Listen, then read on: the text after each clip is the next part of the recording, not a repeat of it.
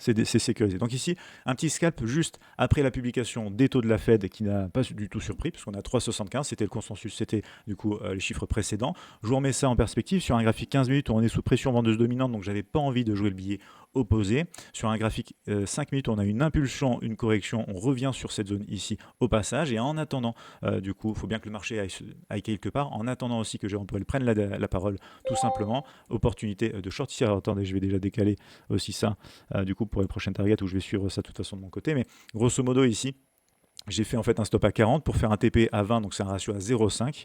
Et ensuite, je vais essayer de me rémunérer sur la suite du scénario. Pourquoi pas retour sur cette zone ici. On a une petite zone sympathique. Du coup, un prix psychologique qui nous attend autour des 24 600. Si ça veut continuer la descente ici, mais en tout cas, vous voyez, par rapport à cette zone-ci, je pense au camp inverse. S'il y a des acheteurs, ça peut subvenir. Enfin, ils peuvent interagir, ils peuvent agir et intervenir. Voilà le terme que je cherche. Ils peuvent intervenir dans cette zone. Donc, je préfère être prudent. Donc, 20 points de baisse de prix. Je vais voir si je peux tenir un peu plus que ça. Sinon, de toute façon, c'est sorti à 0.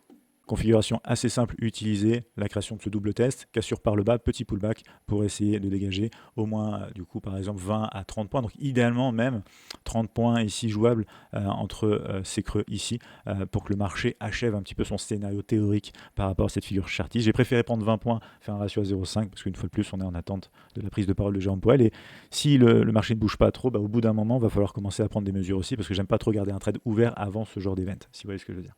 Donc pour se placer en break-even exit, j'ai utilisé la petite roulette de l'édition suprême, du mini terminal. Dans l'édition suprême, on a un petit expert advisor ici. Vous avez en fait juste ici qui permet de faire pas mal de choses en mode maxi terminal en fait, dont la mise en break-even automatique ici. Alors pas automatique, je clique dessus, je le fais moi-même, mais ensuite ça me permet de le faire. Pourquoi je l'ai fait une fois de plus?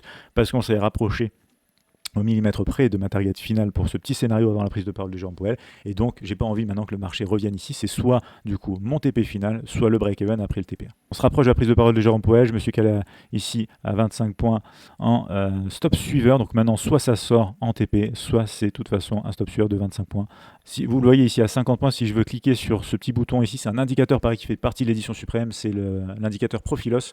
Je peux cliquer sur Close All et ça clôture toutes mes trades en cours. Donc là j'en ai un seul sur l'US 100 à la vente, mais du coup ça pourrait me permettre de faire du coup 54 points par rapport à un stop loss initial de 40. Vous voyez la mèche qui est en train de se faire, ça j'aime pas trop. Voilà, hop, ici on va avoir quasiment sorti ici en stop suiveur, donc c'est un gain du coup tout de même sur l'US 100.